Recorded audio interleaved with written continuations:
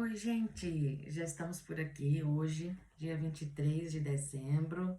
Estamos aí prosseguindo na nossa jornada de conhecimento e sabedoria. Hoje estaremos encerrando aqui no capítulo 3 a meditação daqueles 30 ditados, né, dos sábios, que tanto acrescenta na nossa vida, assim como todo o livro de Provérbios, também como toda a Bíblia, a palavra de Deus. Vamos lá.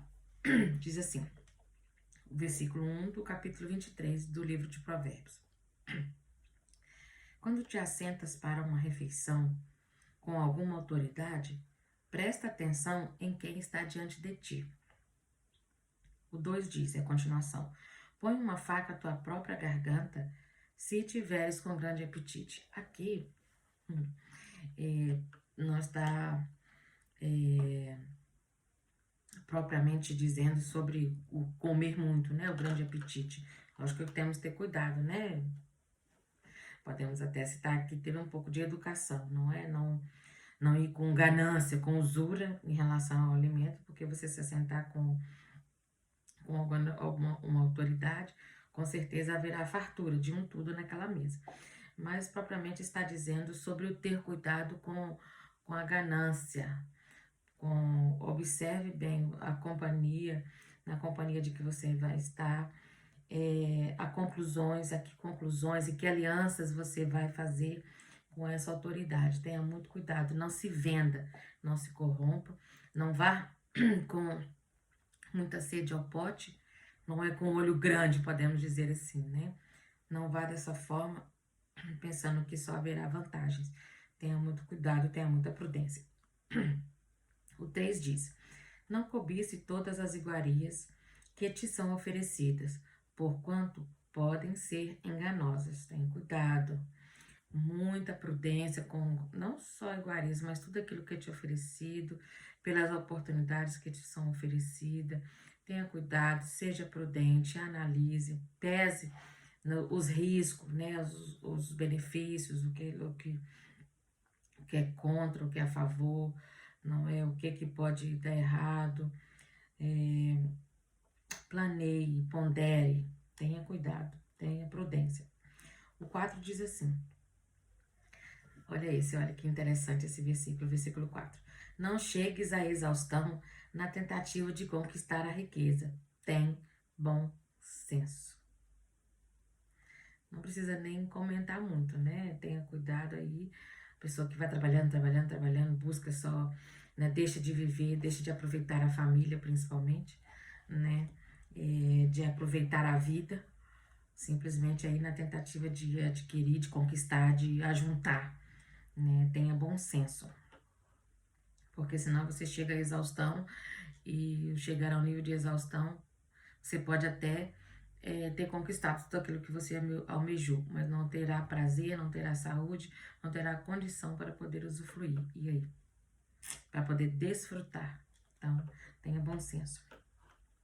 O 5 diz: os bens e o prestígio desaparecem com o piscar de olhos, criam asas e voam pelos céus como águia. Olha aí. Os bens e o prestígio. Pode acontecer isso. Você pode conquistar, lutar, chegar até o seu limite, né? Até ultrapassar o seu limite para conquistar. Mas eles desaparecem com o piscar de olhos. Também. O 6 diz: não aceites comer na casa do invejoso, tampouco cobice as iguarias que lá são servidas.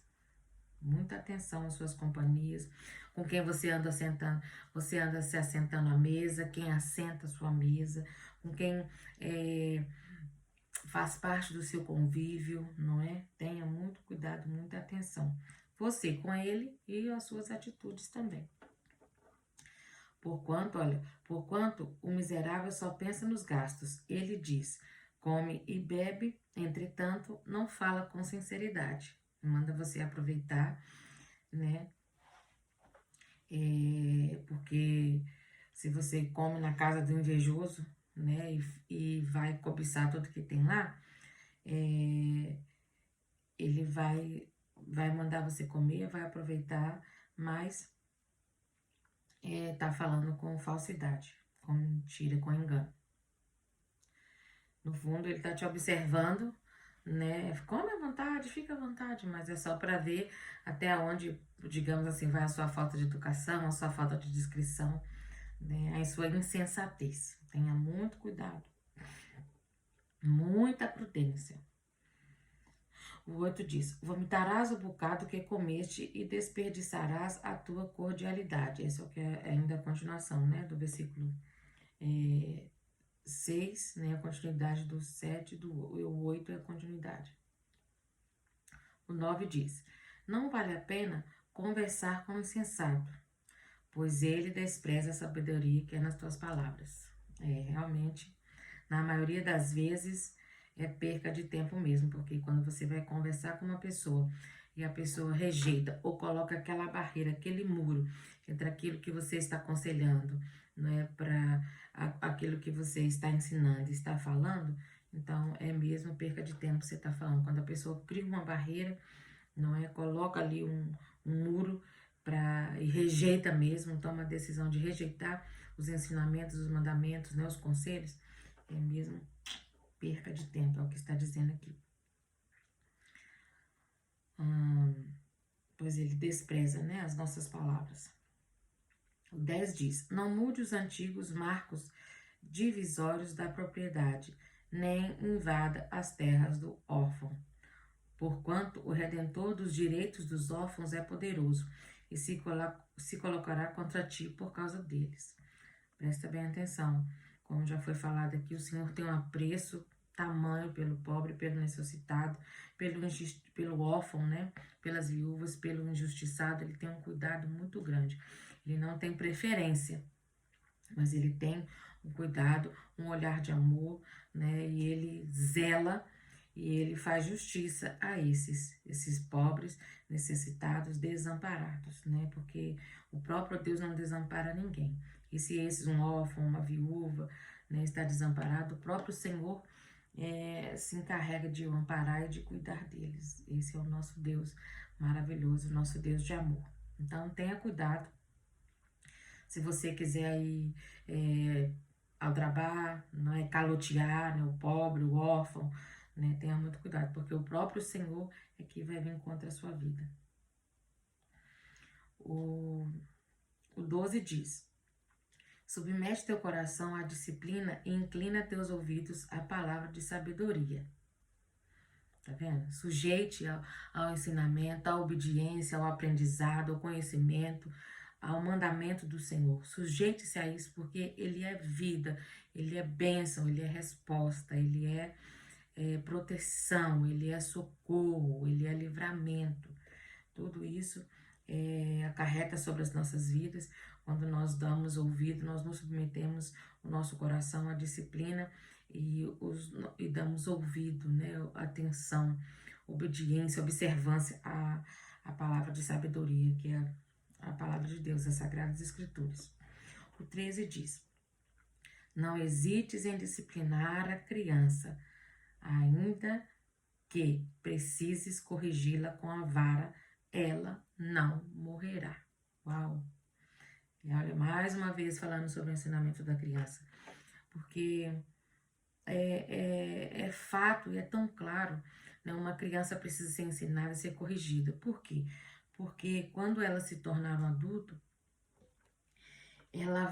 o que vai acompanhar ela são os ensinamentos que ela teve quando era criança.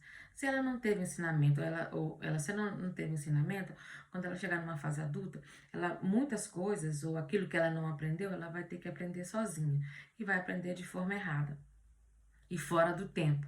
Porque se a Bíblia diz ensina a criança, é porque enquanto é criança que existem coisas que são necessárias ser ensinado enquanto é criança. Que quando a gente aprende fora da nossa da faixa etária, né, fora da época, fora da idade que fomos criados para aprender isso, torna-se muito mais difícil. Por exemplo, uma criança, por exemplo, aprender a ler e escrever.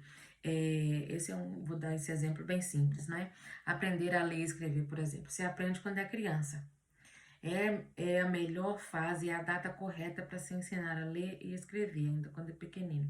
Se a pessoa, né, por acaso, né, por intempéries da vida, não teve condições de estudar, de aprender, quando ela se tornar uma adulta e ela não sabe ler nem escrever e ela for aprender, vai ser muito mais custoso, muito mais dispendioso, muito mais difícil para a pessoa, porque o tempo certo é de aprender a ler e escrever enquanto criança. E outras coisas também que são princípios, né, principalmente, a fase certa, o melhor tempo para ensinar é na infância. E se não se aprende na infância, depois fica mais difícil. E também a questão da vara. A vara na infância resulta, mas depois quando a pessoa já tem aí seus 16, 17, 18 anos, já é um adulto, já tem uma certa maturidade, já não resulta mais, nem vale a pena. Você pode espancar, pisar no pescoço, como dizem por aí, pode arrancar sangue, chicotear, mas não vai resultar. A vara resulta quando se é criança. É por isso que a Bíblia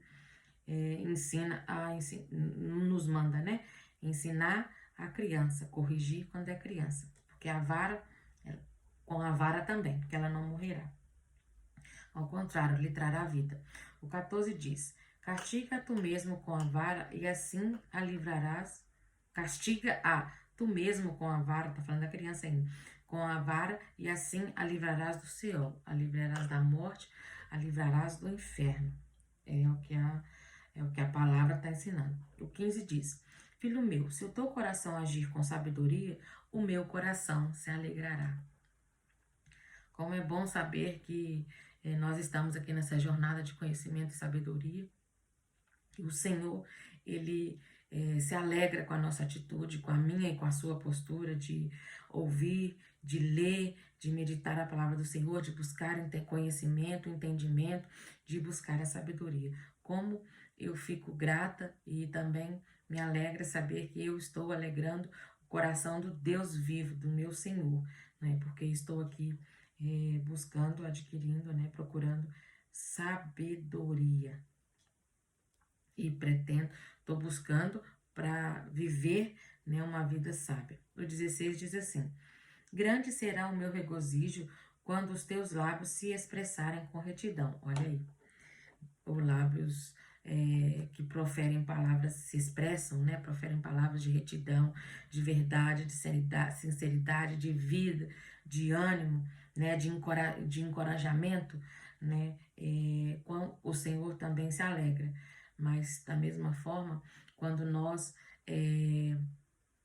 de outra forma, não da mesma forma, de outra forma, quando nós usamos a nossa boca para amaldiçoar, para falar palavras de mal, de maldição, né? Palavras ruins, palavras feias, palavras que vão destruir uma vida, o Senhor se entristece. E nesse caso, quem se alegra é só mesmo o adversário das nossas almas, é o próprio Satanás, que ele se alegra porque quando nós agimos assim, né, tirando da nossa boca palavras de morte mesmo, de destruição, quem se alegra é só o adversário das nossas almas, porque nós estamos sendo um agente dele.